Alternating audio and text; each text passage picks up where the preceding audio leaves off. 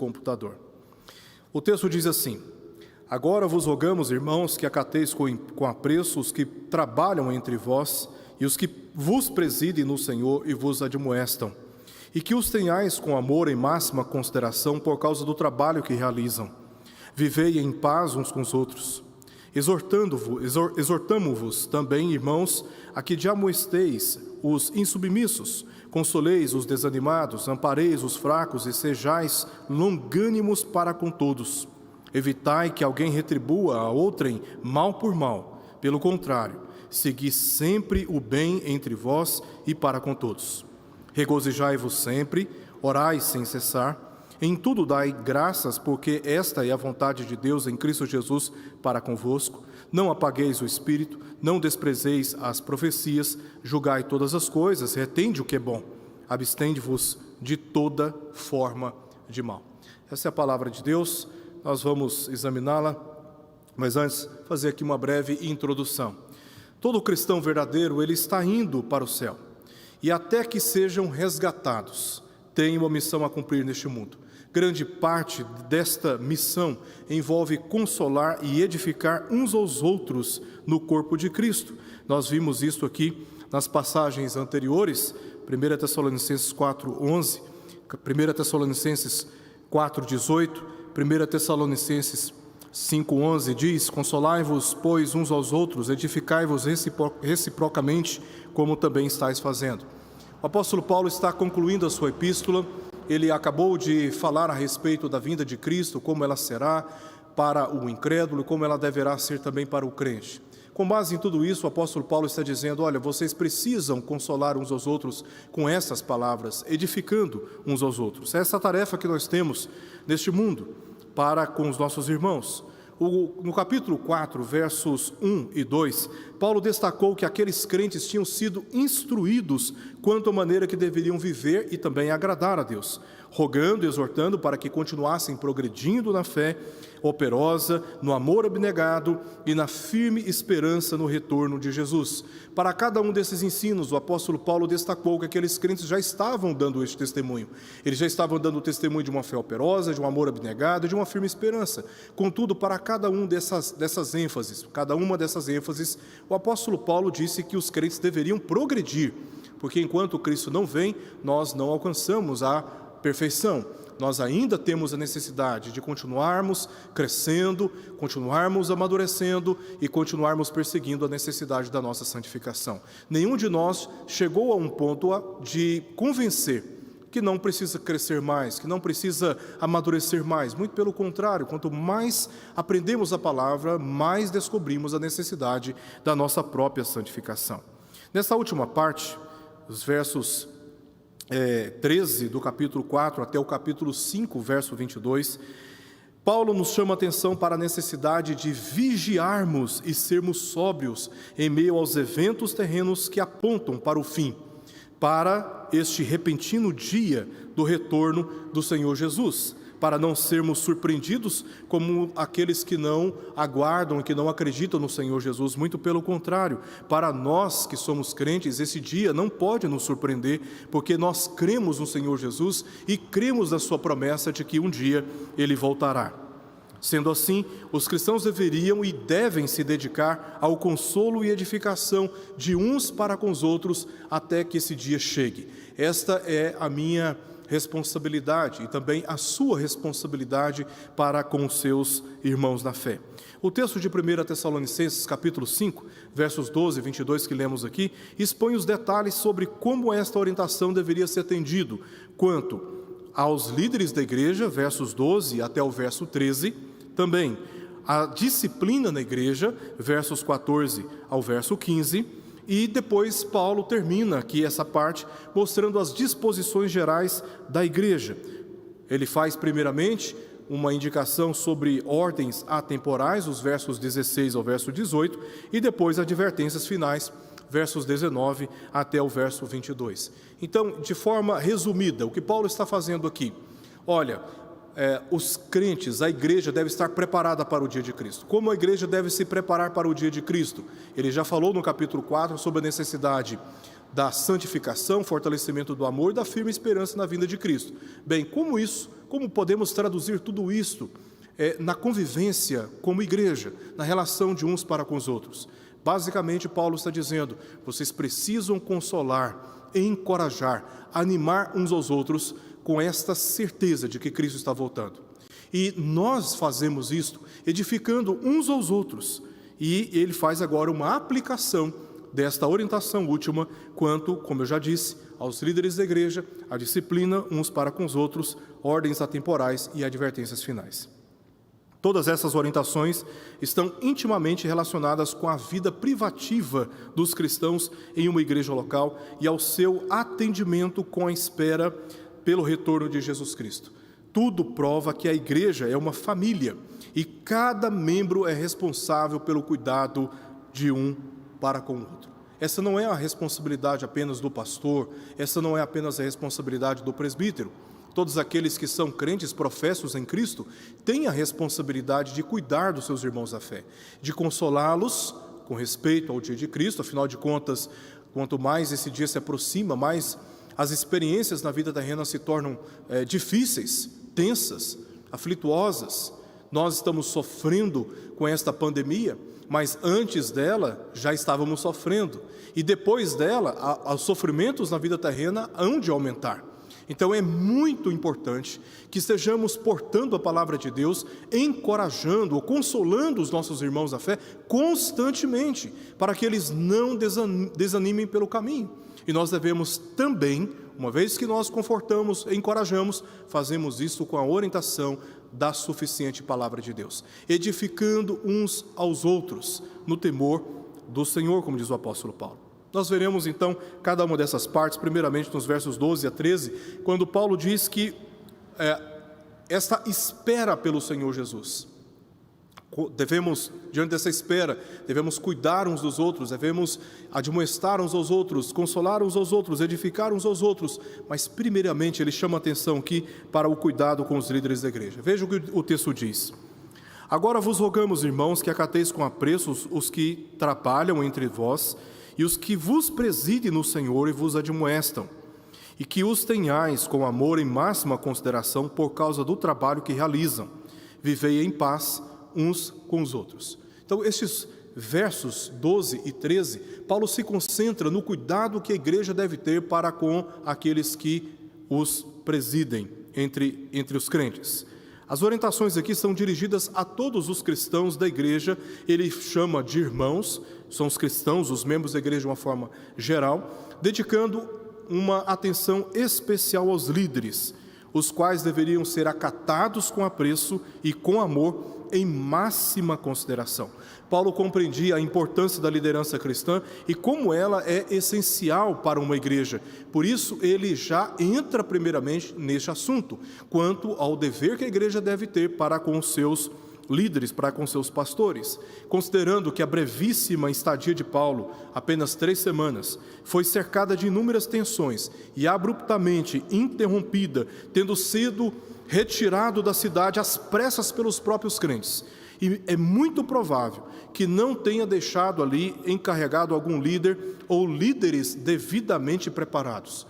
Em apenas 3 semanas, ensinando uma multidão, como diz lá em Atos capítulo 17, e ainda tendo sido retirado tão rapidamente daquela cidade, é bem provável que Paulo não deixou uma liderança preparada.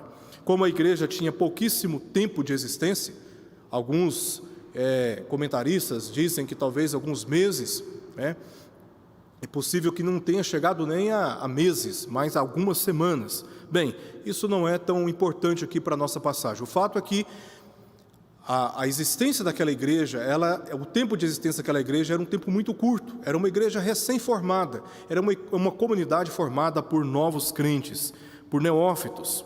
Então, como a igreja tinha pouquíssimo tempo de existência, teve que contar com aqueles que, mesmo sendo jovens na fé, assumiram a liderança a favor do cuidado para com todos os demais recém-convertidos. Então, na providência de Deus, alguns irmãos daquela igreja se prontificaram a cuidar dos outros.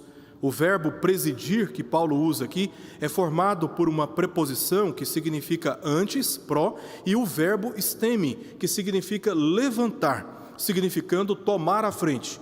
Imagina a igreja toda assentada, e aí o apóstolo Paulo faz a seguinte pergunta: quem gostaria aqui de assumir a liderança? Então alguns se colocaram de pé, se prontificaram. Esta é a ideia que o verbo aqui, prosteme, o verbo presidir, significa. Pessoas que se prontificaram, que se levantaram, que deram seus nomes e se apresentaram dispostos a cuidar daquele pequeno rebanho. Em contextos difíceis como aqueles, contar com líderes jovens é melhor do que não ter com quem contar. É o que eles tinham, líderes novos na fé. Então, Paulo reconheceu e recomendou tal reconhecimento e cuidado deles, visto que se mostraram mais qualificados. Por quê? Porque eles estavam presidindo os demais no Senhor e também os admoestavam, ou seja, advertiam, corrigiam.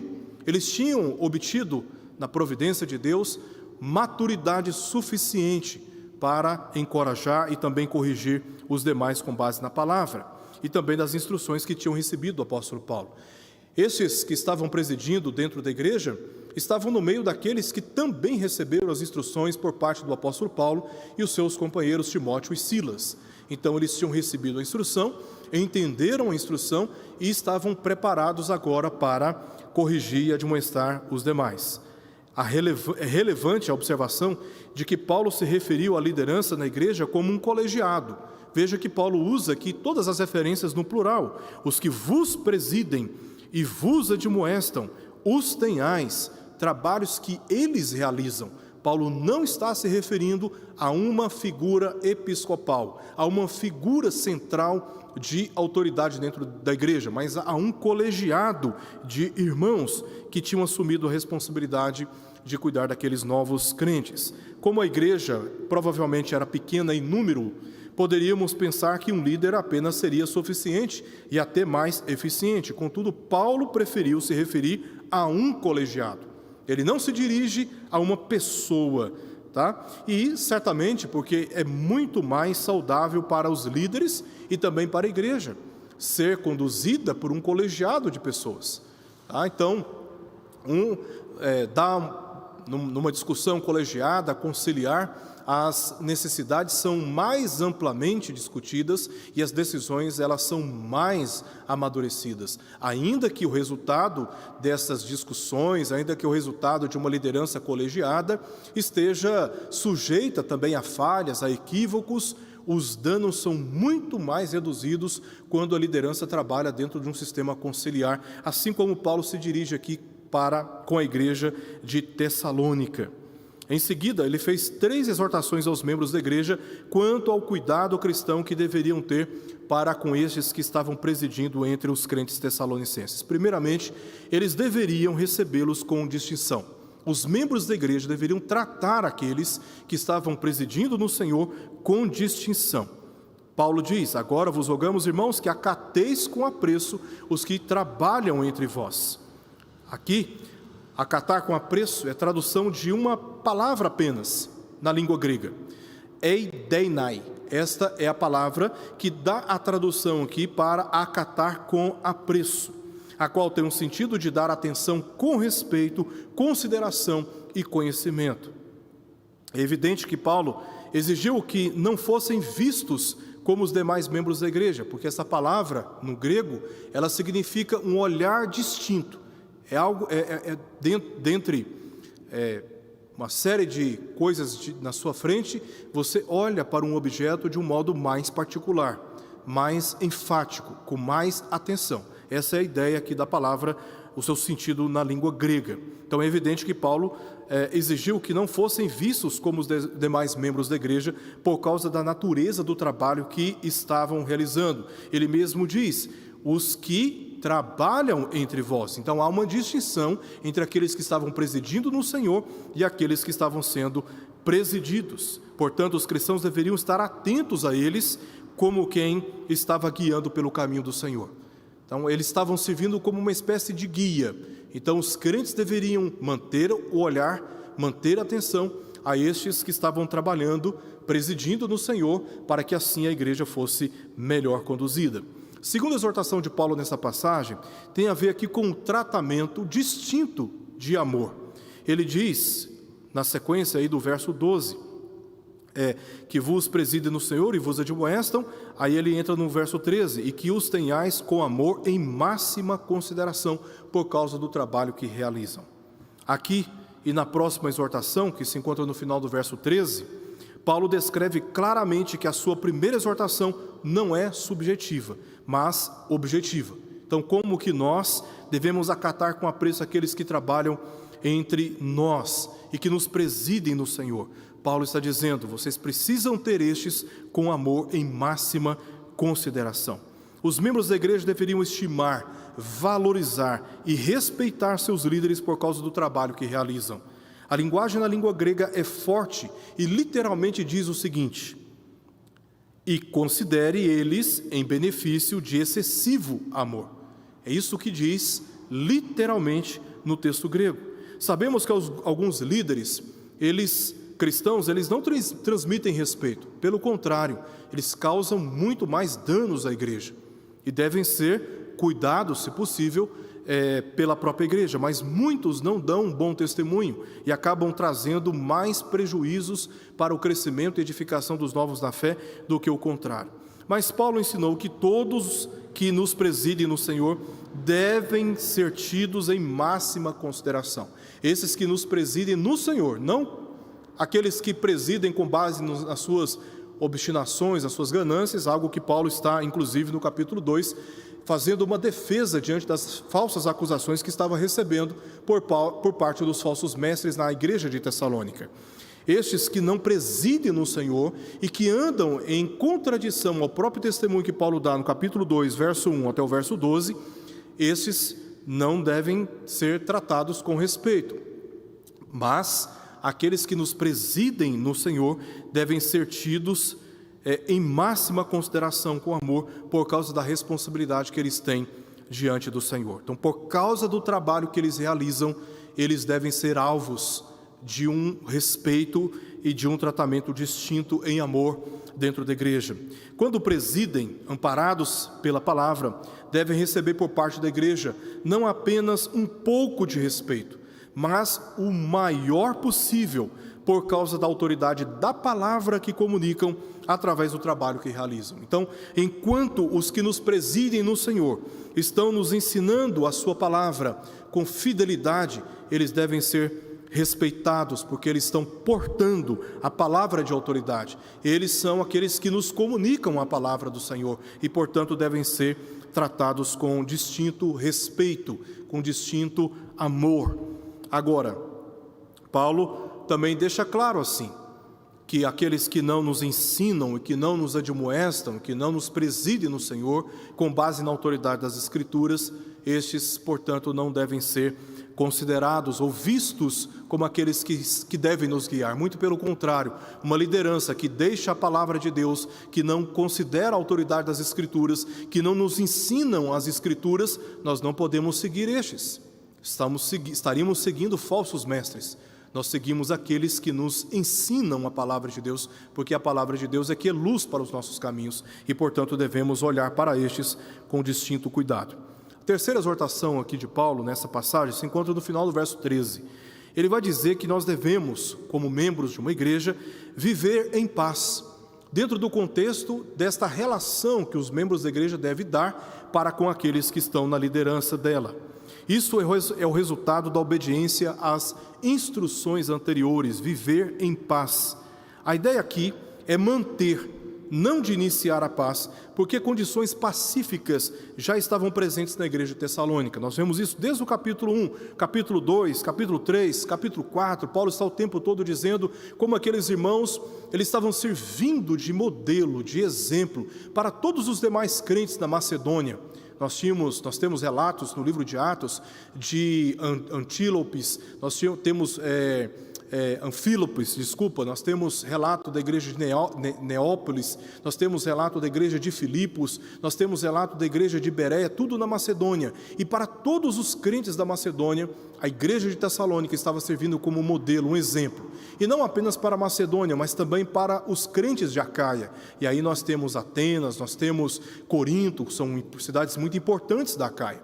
E assim, eles estavam inclusive sendo identificados pela mesma fé em Cristo, inclusive na perseguição, como as igrejas cristãs da Judéia estavam sendo perseguidas pelos judeus, estes crentes estavam sendo perseguidos pelos gentios, e ele fala isso no capítulo 2, verso 14. Esta era uma igreja virtuosa, que Paulo desde o capítulo 1 reconhece a operosidade da fé, o amor abnegado e a firmeza da esperança. E por inúmeras vezes, Paulo está reconhecendo como aquela igreja estava vivendo de uma forma que foi capaz de trazer forte consolo para o seu coração, quando Timóteo chegou de viagem, verso 6 do capítulo 3, trazendo boas notícias da fé e do amor daqueles crentes, e como eles estavam vivendo no trato uns com os outros. E no verso 7 Paulo diz que se sentiu consolado, como alguém que estava morto e agora está vivendo, apesar das suas muitas provações. Então esta igreja era uma igreja que estava vivendo relativamente em paz. Havia a liderança e havia aqueles que estavam acatando com apreço. Paulo não está tratando essas questões porque havia falta. Paulo está tratando essas questões porque os irmãos deveriam crescer e se multiplicar na prática dessas virtudes e desses princípios. E também por causa do risco que estavam correndo, por causa da intensa provação e perseguição que estavam cercando a vida daquela igreja.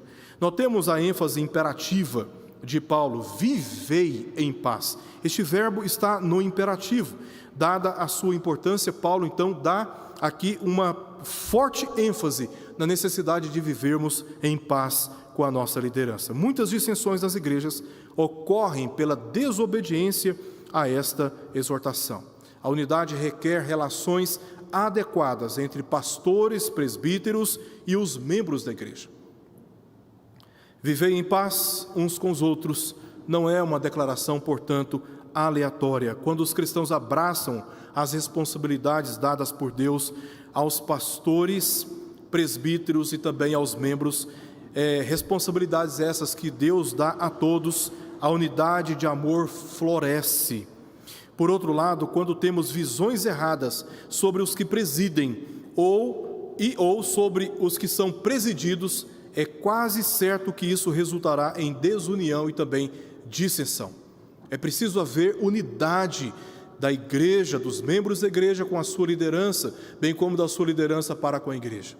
E essa unidade, ela é determinada pelo apóstolo Paulo no final do verso 13, dizendo: vivei em paz com os outros. Claramente, Paulo está tratando dentro do contexto do cuidado que os membros da igreja deveriam ter para com os líderes da igreja.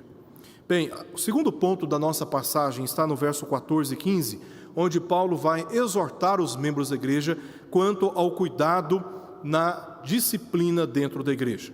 O texto diz assim, verso 14 e verso 15: Exortamo-vos também, irmãos, a que admoesteis os insubmissos, consoleis os desanimados, ampareis os fracos e sejais longânimos para com todos. Evitai que alguém retribua a outrem mal por mal. Pelo contrário, segui sempre o bem entre vós e para com todos. Então, aqui Paulo está tratando agora um outro assunto, a necessidade dos membros da igreja quanto à disciplina. Ainda com foco nos membros da igreja, mais que na sua liderança, Paulo ensina que ter uma piedosa liderança é necessariamente crucial, mas que não é suficiente. Ele começa dizendo: exortamo-vos também, irmãos. Ele continua se dirigindo aos membros comuns da igreja. Cada membro deve exercer a sua função no corpo. Cada membro tem um lugar no corpo de Cristo. E cada membro, portanto, deve exercer a sua função no corpo de Cristo. Não deve se esquivar da sua função e da sua posição na relação de necessidades que uma igreja local tem. No contexto de uma igreja dispersa, sob persistentes perseguições, sem líderes fixos por causa dessas perseguições, em semelhança do contexto da igreja em Tessalônica, o apóstolo Pedro reivindicou que cada cristão reconhecesse a sua função na relação com os outros ao dizer o seguinte, 1 Pedro capítulo 4, verso 10: servi uns aos outros, cada um conforme o dom que recebeu, como bons dispenseiros da multiforme graça de Deus. Deus não chamou apenas os líderes para trabalharem. Deus chamou a todos os cristãos. Ainda que aqueles que presidem ocupam posições de autoridade diferentes, distintas, isso não significa dizer que os demais membros da igreja não foram chamados ao serviço. Todos devem servir, todos devem cooperar de acordo com o dom que o Espírito Santo concedeu a cada um. Neste mesmo sentido, Paulo especifica a necessidade da disciplina na igreja, visando unir os que se encontravam fortalecidos, os espirituais, os mais maduros na fé, unir estes com os enfraquecidos, para que todos desfrutassem da graça de Deus, para que todos desfrutassem da graça do Senhor. Ele listou 4 cristãos que careciam de atenção e cuidados imediatos nas suas experiências dentro da igreja, sob o risco dela ser enfraquecida na sua confissão e também na sua unidade nos relacionamentos. Primeiro, Paulo lista aqui os insubmissos. Depois, deixa eu escrever aqui cada um deles primeiro, né? Os insubmissos são aqueles que resistem o exercício da autoridade de outros. Eles acham que são autônomos dentro de uma igreja e eles devem fazer o que eles querem, o que eles pensam, as opiniões deles são mais importantes, são superiores, devem ser ouvidas, mesmo quando a autoridade estabelecida, ordenada e investida dentro da igreja tem uma posição diferente. Quando ele não se contenta, ele começa a influenciar outros com os pensamentos deles, e assim vai criando uma verdadeira confusão dentro da igreja. Esses são os insubmissos à autoridade de outros. Eles negligenciam as suas funções, eles saem da sua esfera de atuação, começam a interferir na função e na área do outro. São críticos indisciplinados, incontidos, insatisfeitos, desobedientes, e estão muitas vezes protagonizando escândalos e divisões dentro da igreja. Estes são os insubmissos. E eles estão dentro da igreja. A igreja de uma forma geral. Eu acredito, falo isso com uma certa segurança, que não há igreja hoje nenhuma que insubmissos não estejam presentes. Daí Paulo está trazendo uma palavra à igreja de Tessalônica, mas que pelo Espírito ecoa essa palavra até nós hoje, nos chamando a atenção para a necessidade de observarmos este comportamento de insubmissão presente também nas igrejas de hoje. Dentro da lista que Paulo está apresentando, ele fala também sobre os desanimados.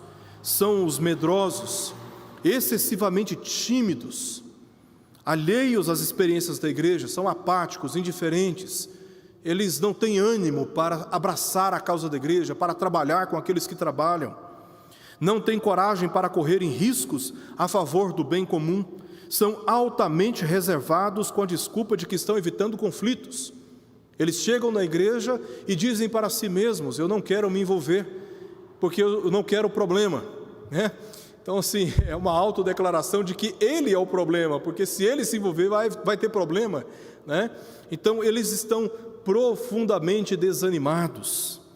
Terceiro comportamento presente nas igrejas, aquela igreja de Tessalônica e certamente nas nossas igrejas hoje, são os fracos.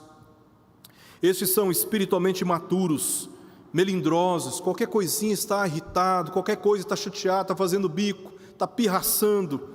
Eles se escandalizam com quase tudo. Se ouve música que não é cristã, ele fica escandalizado. O outro, porque só ouve música cristã, fica escandalizado. São imaturos, são inconstantes na fé e nos compromissos, facilmente caem em tentação, são pirracentos, não possuem discernimento bíblico sólido, acreditam em tudo.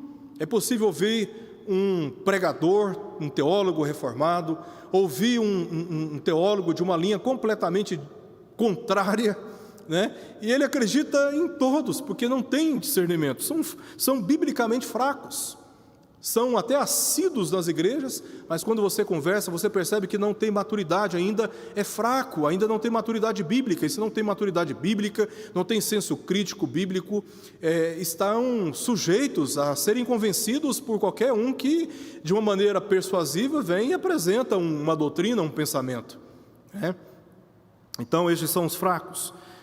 E Paulo termina dizendo para com todos, né? Ou seja, os demais, Aqui Paulo está incluindo todos aqueles que ainda não demonstram maturidade suficiente para ajudarem outros no caminho da fé, ainda não se fortaleceram em relação às questões básicas da vida. Então, como todas as listas da Bíblia elas não são completas, Paulo inclui nesses para com todos os demais que ainda estão numa condição de imaturidade a ponto de não cuidarem, mas serem cuidados. Então, como cuidar de cada um desses?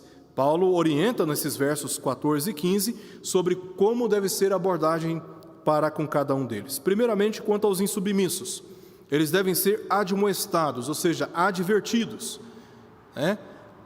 O indivíduo ele está vendo um solo rígido na sua frente e eles devem ser alertados. Olha, isso é um gelo e a camada está muito fina, não pise aí. Deve ser alertado. Tá? Então eles devem ser advertidos, eles precisam ser confrontados. Tá? Normalmente quando você confronta um insubmisso, ele espirra da igreja. Quando você expõe a falta, o equívoco, o erro, ou ele vai se irar contra você, causando mais divisões dentro da igreja, ou ele vai espirrar da igreja. Tá? Mas eles precisam ser confrontados, eles precisam ser admoestados, avisados, advertidos e até mesmo ameaçados. Mas eles precisam ter a sua atuação dentro da igreja barrada, né? Eles precisam corrigir a sua conduta, o seu comportamento. E Paulo está dizendo claramente: admoesteis os insubmissos. Quanto aos desanimados, a palavra de Paulo é que eles devem ser consolados, ou seja, confortados, encorajados. Os desanimados não devem ser confrontados, admoestados. Eles devem ser encorajados, animados, porque eles estão desanimados. E o comportamento deles é um comportamento inapropriado para uma comunidade cristã, mas a orientação bíblica é que ao invés de atacá-los e ao invés de desanimá-los ainda mais com acusações levianas, com julgamentos precipitados, é que nós devemos nos aproximar deles e os encorajar de forma persistente, confortando e consolando cada um deles. Em relação aos fracos, eles devem ser amparados. A ideia de alguém que, por causa de algum problema na perna, caiu e que, para se levantar, precisa de alguém que o agarre. Essa é a ideia aqui que Paulo dá de serem amparados, você colocar sobre os seus ombros, serem suportados, serem segurados. Os fracos, eles são fracos porque ainda não têm raízes profundas. É a mesma ideia de uma plantinha, né? Fiz isso quando era criança muitas vezes, de você colocar um talo de madeira firme ao lado da plantinha para dar suporte para ela não se inclinar, tocar na terra e morrer. Então você coloca ali um talozinho firme ao lado e amarra para dar suporte para aquela plantinha. Essa é a ideia que Paulo está passando aqui. Eles devem ser amparados, eles devem ser suportados, fortalecidos, porque eles se encontram fracos. Em relação aos demais, é preciso exercer paciência e perseverar com eles, é o que diz aqui o apóstolo Paulo no final. Sejais longânimos no final para com todos. Você prolonga a sua paciência, né? Eu me lembro do autor de Hebreus, no capítulo 5, quando ele diz a respeito daqueles crentes que, considerando o tempo decorrido da sua fé e por tudo o que aprenderam, era para eles estarem já acudindo os outros, suportando os outros, educando os outros, fortalecendo os outros, mas ainda estavam carecendo do leite espiritual. E ali o autor do livro de Hebreus mostra a sua perplexidade e a sua frustração diante daqueles crentes. Mas ao mesmo tempo a gente percebe na abordagem do autor de Hebreus que ele não está abandonando, ele está exercitando a paciência, dizendo: olha, se vocês ainda precisam de leite espiritual, eu vou oferecer ainda para vocês o leite espiritual. Se vocês ainda não amadureceram nas questões básicas da vida cristã, de disciplina diante do Senhor, de cuidado pelos outros, ter uma vida de oração, uma vida rigorosa de devoção bíblica, se vocês não aprenderam essas coisas ainda, eu ainda continuarei insistindo com vocês e continuarei ainda ensinando isso para vocês. O versículo 15 inclui a orientação geral, principalmente aos mais maduros na fé, na relação com estes 4 casos aqui citados. Quando Paulo diz: evitai que alguém retribua a outrem mal por mal, pelo contrário, segui sempre o bem entre vós e para com todos. Veja, é muito fácil para cada um de nós, diante desses 4 casos dentro da igreja, nós respondermos com maldades, respondermos com maus tratos, com preconceitos, né? Oferecendo o tratamento inadequado para cada um deles. Os insubmissos, eles não devem ser amparados, eles não devem ser suportados, eles devem ser confrontados. Aos desanimados, eles não devem ser suportados, segurando, né? Eles devem ser consolados, eles devem ser confortados.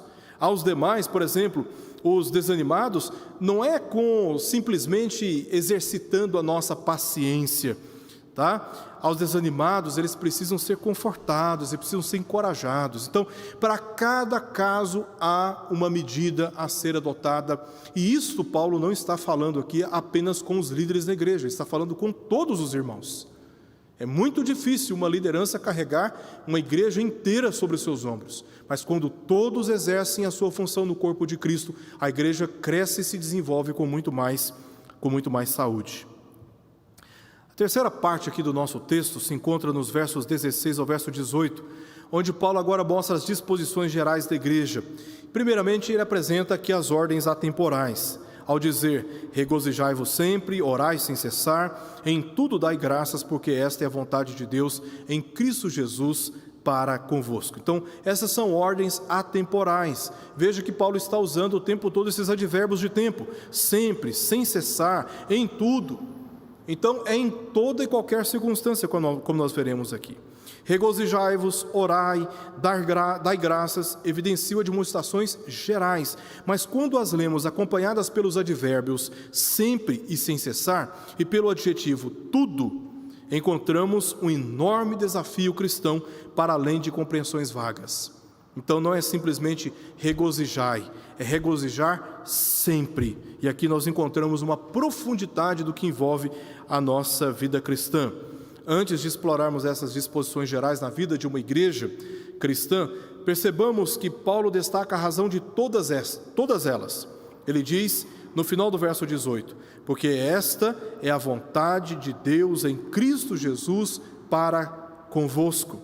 O ensino de Paulo aqui revela uma preocupação muito específica nas suas intenções. Conforme já estudamos, particularmente no capítulo 5, versos 1 ao verso 3, onde nós analisamos aqui sobre a vinda de Cristo, ao invés de se preocuparem com o dia, ou seja, a data, precisavam se preparar para o dia, ou seja, o evento. Ao invés de se ocuparem com especulações sobre o futuro, qual será o dia exato da vinda de Cristo, ou qual dia não será, deveriam se ocupar com determinadas necessidades no presente, baseadas na alegria, na oração e ações de graças, com aspectos da sua preparação para o dia que se aproxima. Essas 3 necessidades aparentemente estão intimamente ligadas, e isso explica o fato de terem sido citadas aqui pelo apóstolo Paulo. Ele poderia ter citado outras necessidades, mas intencionalmente ele fez a citação dessas 3, e elas estão certamente intimamente relacionadas. Andar em conformidade com a vontade de Deus, conforme lemos aqui no final do verso 18, promove a alegria e impulsiona também ações de graças. O cristão que anda com o Senhor e se mantém em constante comunhão com Ele, experimenta muitos motivos para se alegrar, orar e também agradecer, independente do tempo, porque o foco da sua vida passa a ser o Senhor, não mais as circunstâncias favoráveis ou não favoráveis, de paz ou de perseguições, de luto ou de vida. É por isso que Paulo está dizendo: regozijai-vos sempre. Ora, se a nossa vida está baseada nas circunstâncias, nós não vamos conseguir nos alegrar sempre. Ele diz: orai sem cessar. Ora, se nossa relação de alegria está condicionada às circunstâncias em torno de nós, nós não encontraremos ocasião oportuna para orarmos. Vamos dizer: olha, eu não tive oportunidade para orar. Mas quando o foco da nossa vida está diretamente relacionado com o Senhor, então nós estamos desfrutando da comunhão com Ele em toda e qualquer circunstância. Não importa o tempo e não importam as condições. É com este foco em mente que Paulo ofereceu essas 3 exortações, todas imperativas, ressaltando forte ênfase e também objetividade. Regozijai-vos sempre, orai sem cessar e em tudo dai graças. Quanto ao regozijai-vos sempre, Deus deseja que os cristãos se alegrem e lhes dá todas as razões para isso. Sua alegria não surge de suas circunstâncias, mas das bênçãos garantidas pela vontade de Deus em Cristo Jesus. Paulo diz em Romanos 8, verso 28, no tocante à nossa salvação, que todas as coisas cooperam para o bem daqueles que amam a Deus. Paulo está falando objetivamente da salvação, que nenhuma das nossas circunstâncias, sejam boas, sejam ruins, são capazes de resistir o plano redentivo de Deus que está em execução a nosso favor. É nesse sentido que Paulo está dizendo que todas as coisas cooperam para o bem daqueles que amam a Deus. Então, o cristão que mantém sua mente nisto, se alegra sempre, porque nada pode alterar os planos de Deus para a nossa vida, nada pode resistir à vontade que Deus estabeleceu para a nossa vida, porque soberanamente é Ele quem cuida de nós, e inclusive através das circunstâncias que nós muitas vezes não compreendemos, todas elas estão obedecendo a um plano de Deus para a nossa vida. E é nesse sentido que nós nos alegramos, por sabermos que a nossa vida, mesmo em momentos de dores, mesmo em momentos de grandes perdas, mesmo em momentos de grandes tristezas, a nossa vida continua nas mãos daquele que detém todo o poder, nos céus e também na terra. Em segundo lugar, Paulo diz, orai sem cessar. A oração é uma prática ordenada e estabelecida por Deus como meio do cristão cultivar a sua comunhão com Ele. Ele ouve a oração dos que o buscam e, em resposta, altera as circunstâncias, muda corações, oferece provisão e também libertação. Ela é o meio ordinário do homem se comunicar com Deus. Quando oramos, estamos falando com Deus. Quando lemos a palavra, Deus está falando conosco. E isto é relacionamento. Deus falando conosco, nós falando com Ele. Se apenas ouvimos a voz de Deus pela palavra, mas não falamos com Ele, a nossa comunicação está prejudicada. Se apenas falamos com Deus, mas não ouvimos a voz de Deus pela palavra, a nossa comunicação, o nosso relacionamento com Deus também está prejudicado. Onde não há comunicação, não há relacionamento. Onde a comunicação é fraca, a relação é fraca. E onde a comunicação ela flui abundantemente, onde há liberdade para se expressar, para falar e para ser ouvido, então o relacionamento floresce. E a oração foi o meio que Deus estabeleceu para que nós nos relacionemos com Ele, de modo que quando nós negligenciamos a oração, a nossa relação com Deus, ela fica profundamente prejudicada. Por isso Paulo está dizendo, vocês precisam falar com Deus em toda e qualquer circunstância. Em último lugar, Paulo diz aqui no verso 18, em tudo dai graças. Como podemos dar graças em meio a provações terríveis? Como, meus irmãos? Notemos que Paulo não exigiu ações de graças por tudo, mas em tudo. Não dá para oferecer a Deus ações de graças em momentos que nós estamos em luto, por exemplo, do tipo, eu sou grato porque eu perdi meu irmão, perdi a minha esposa, perdi os meus filhos. Não dá para nós nos alegrarmos, por exemplo, com a morte de pessoas que nós amamos, mas é totalmente possível darmos graças a Deus em tudo, inclusive em momentos como estes. Então, nós percebemos que nenhuma destas provações, elas podem, ou ela pode nos separar do amor de Deus que está em Cristo Jesus. Quando perdemos alguém muito querido, que nós amávamos muito, nós estamos tristes, o nosso coração está abatido, e não dá para negar isso, não dá para fazer festa por causa disto, mas dá para nos alegrar com o fato de que a morte não pode nos separar do amor de Deus que está em Cristo Jesus. E que mesmo quando uma pessoa muito amada por nós, que antes era temente a Deus e que cria em Cristo Jesus, experimenta a morte, nós podemos dar graças a Deus, porque ela se encontra com o Senhor. E o dia que tivermos que enfrentar também a morte, antes dela, já podemos oferecer a Deus ações de graças, por sabermos que a morte não tem o poder de nos separar do Senhor. Se hoje nós enfrentarmos a morte, hoje nós estaremos com o Senhor.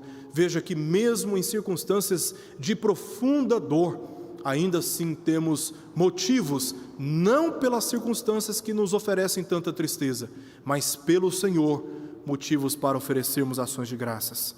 Porque é Ele também, como diz o apóstolo Paulo, no seu testemunho em Filipenses capítulo 4, versos 11 ao verso 13, é Ele quem nos dá forças em toda e qualquer circunstância. É Ele que nos permite superar momentos de luta, momentos de dificuldades no seio familiar, problemas financeiros, problemas empresariais, comerciais, são tantas aflições que nós estamos sujeitos nessa vida. É importantíssimo nos lembrarmos aqui que o Senhor é a nossa força, é Ele quem renova as nossas forças, é Ele quem endireita os nossos passos, é Ele quem nos cerca com as suas mãos poderosas e nos faz olhar adiante, para a alegria que nos está proposta, para além dessa vida. Nós aguardamos pelo Senhor Jesus,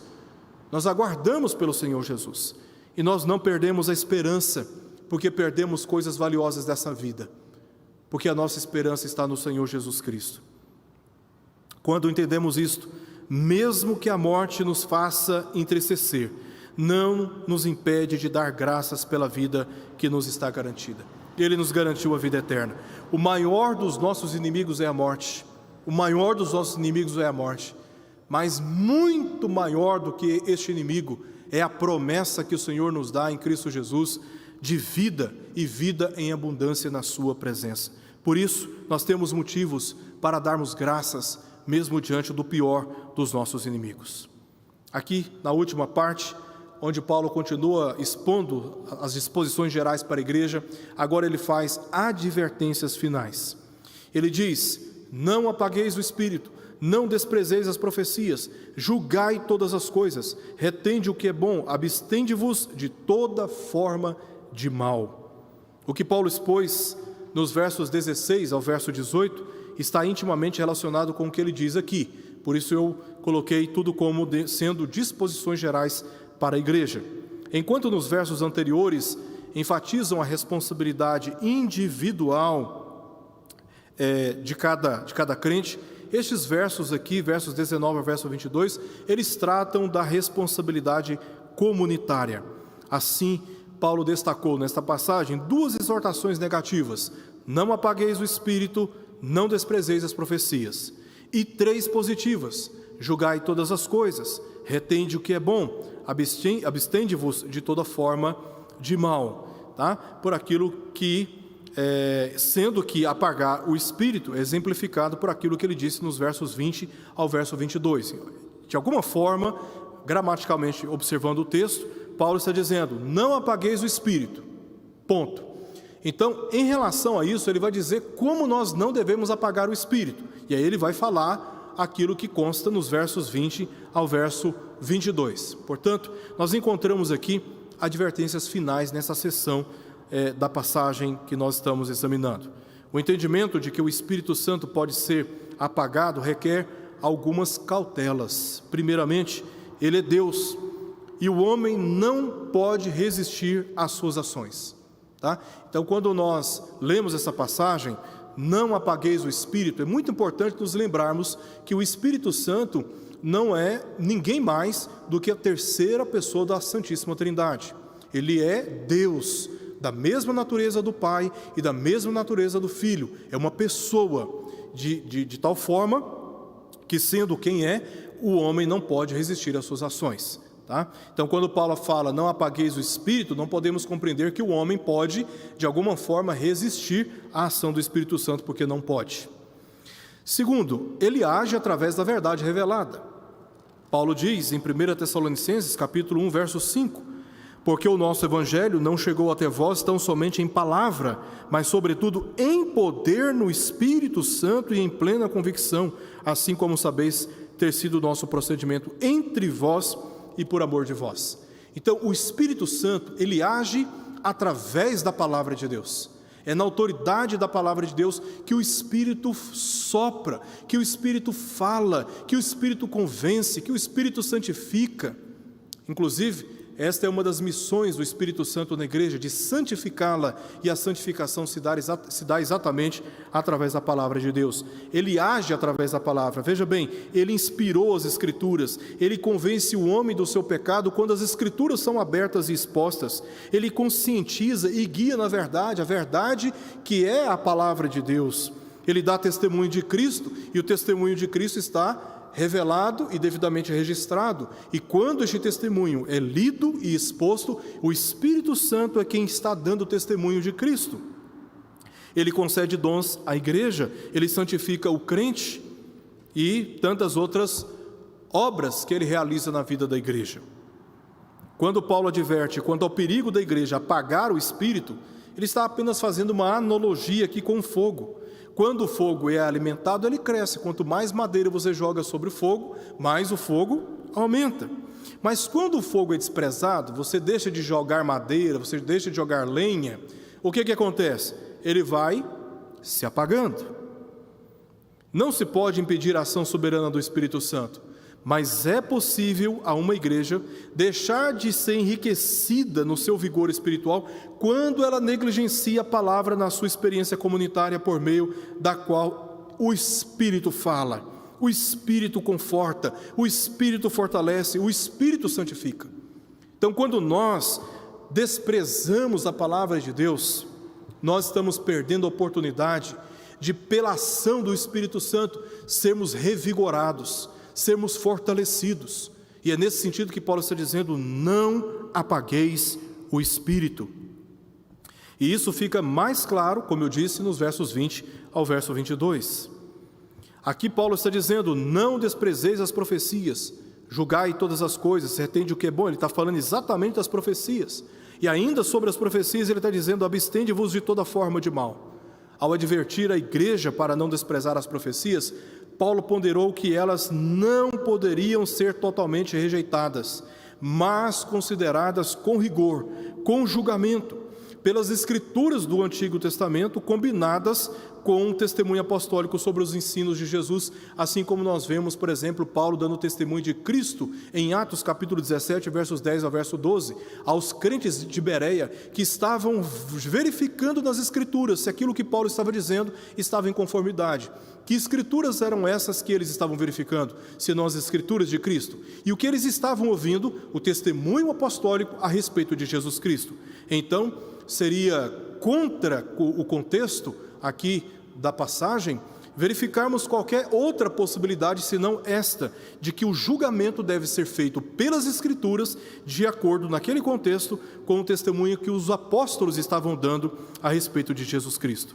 Os falsos mestres estavam atacando a reputação do apóstolo Paulo e assim tentando descredibilizar a mensagem que levou aos Tessalonicenses, apresentando outras doutrinas. Então, nós vemos no capítulo 2, verso 1 até o verso 12, o apóstolo Paulo fazendo aqui uma defesa ampla e vigorosa da sua vida e do seu ministério diante da igreja, porque a sua reputação estava sendo atacada.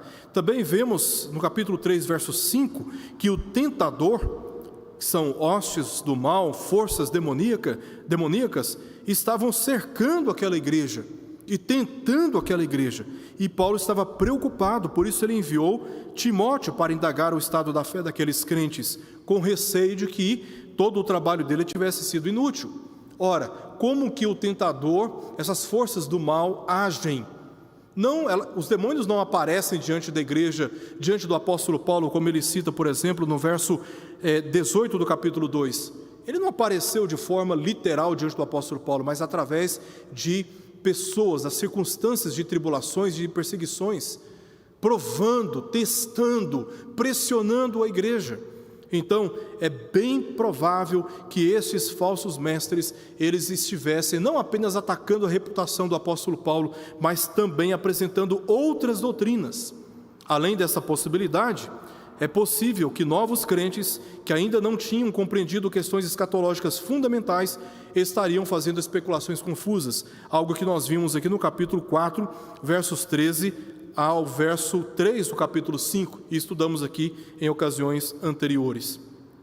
A advertência foi no sentido de que não se encantassem com suas profecias sem discernimento, que é uma posição acrítica, ouvir tudo sem o critério de verificarmos as Escrituras, ouvir tudo quanto é tipo de pregador na internet, sem critério, sem intencionalidade. Não, a gente abre lá a página como uma caixinha de promessas, o que sair é o que eu vou ouvir. Não, nós não podemos nos sujeitar a isto, sujeitar a nossa mente a uma influência que poderá alterar a nossa compreensão sobre a vida, inclusive sobre a própria Escritura. Nós temos que ter critérios sérios, bíblicos, sobre quem nós queremos ouvir. Paulo está deixando bastante claro que aquela igreja não poderia ter uma posição acrítica, mas também para não desprezarem as profecias completamente. Por isso ele diz: não desprezeis as profecias, julgai todas as coisas, retende o que é bom. Por isso as profecias ou doutrinas deveriam ser julgadas com cuidado. Nós estamos na igreja presbiteriana, a igreja presbiteriana do Brasil, uma igreja federada, nós temos igrejas no Brasil inteiro, mas nós não somos a semente da fé pura no Brasil. Existem outras denominações evangélicas, protestantes no Brasil, que estão ensinando a palavra de Deus. Embora havendo divergências secundárias em relação a doutrinas, são os nossos irmãos. Por exemplo, a Igreja Assembleia de Deus são os nossos irmãos. A Igreja Batista são os nossos irmãos. Igreja do Evangelho Quadrangular, Igreja de Cristo e tantas outras igrejas. Igreja Cristã Evangélica são igrejas que nós consideramos irmãs, muito embora haja entre nós algumas divergências doutrinárias, mas no tocante às questões cruciais e essenciais da fé, nós estamos unidos, e portanto somos irmãos. Agora Paulo está advertindo aquela igreja para que não despreze as profecias, ou seja, todas as doutrinas de uma forma radical, mas julguem, ou seja, saem da posição acrítica. Deixem a sua ingenuidade de achar que tudo que está sendo ensinado confere-se exatamente como as Escrituras estão dizendo. Tomem cuidado com tudo que vocês estão ouvindo. É preciso ter cautela para que a nossa esperança não seja prejudicada, para que a nossa santificação não seja prejudicada, para que o cuidado que precisamos ter com os nossos irmãos não seja prejudicado. Profetizar na igreja primitiva era o ato de ensinar doutrinas conferidas pelo ensino apostólico, cuja compreensão se dava pela ação do Espírito Santo. Como ainda hoje, como Satanás é um falsificador, era necessário julgar todas as coisas, como o apóstolo João, no capítulo 4, ele diz o seguinte para aqueles irmãos. 1 João capítulo 4, ele diz o seguinte: amados, não deis crédito a qualquer espírito, ou seja, não dê crédito a qualquer ensino, antes provai os espíritos se procedem de Deus, porque muitos falsos profetas têm saído pelo mundo afora. É a advertência, a mesma advertência que Paulo está dando para a igreja de Tessalônica, que saem dessa condição acrítica, ingênua e indiscriminada, ouvindo tudo, absorvendo tudo e acreditando em tudo. Julguem todas as coisas e retende o que é bom, diz o apóstolo Paulo. O perigo era que os cristãos exagerassem nos abusos emocionais ou no outro extremo, rejeitando completamente os ensinos comunicados por outros que não eram apóstolos. Paulo teve que sair abruptamente daquela cidade, escondido, levado pelos irmãos para a cidade de Bereia. De Bereia, sua estadia também foi interrompida abruptamente, teve que ir para a cidade de Atenas, uma região mais ao sul, mais distante, região da Caia. Então, muitos crentes na cidade de Tessalônica tomaram frente e começaram a cuidar uns dos outros. Ora, eles não eram os apóstolos e eram novos convertidos, e certamente uma insegurança estava presente dentro da igreja, e eles eram novos na fé.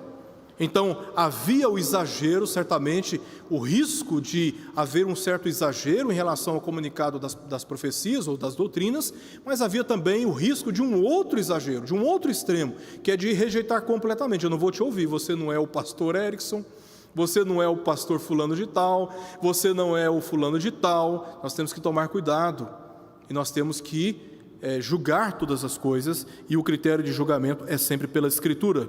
Por isso concluiu justificando essa penúltima exortação: julgar todas as coisas, retende o que é bom, quanto aos extremos apresentados, enfatizando a necessidade de tratá-los por critérios bíblicos sérios e atenção às questões centrais da fé.